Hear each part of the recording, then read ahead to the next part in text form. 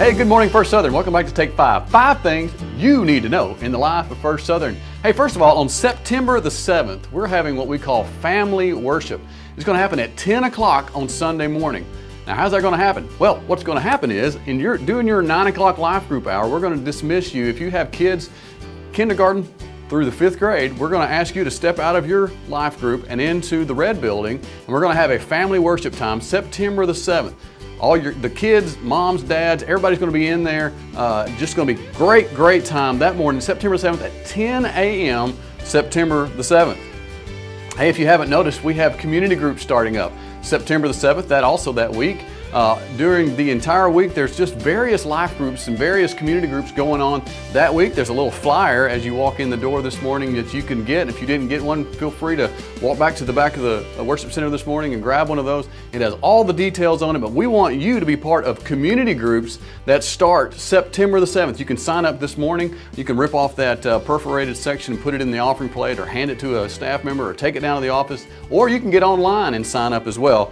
But that starts the September the 7th, the community groups. Last week, we started our campus swap up, and I just wanted to make sure everybody continues to understand that. And if you weren't here last week, here's what's going on. The adults have moved down to the blue building area. The students are in the green building area, and our kids, K through 6 actually, are in the red building area. Now, the reason for this is that we needed to create a safe environment for our kids. So we gave them the red building. When we did that, the dominoes started falling. So all the people had to kind of shift around everywhere. But I wanted to give a great big thank you to all those who were here last week and made this happen. And it's still working. It's still kind of a work in progress. But if you weren't here last week, you'll need some help finding your life group. There's a bunch of things posted on the walls and information. You can ask a greeter. You can come find me. But your groups are... Adults are in blue, the students are in green, and the kids are in red. Preschool stay in yellow as well.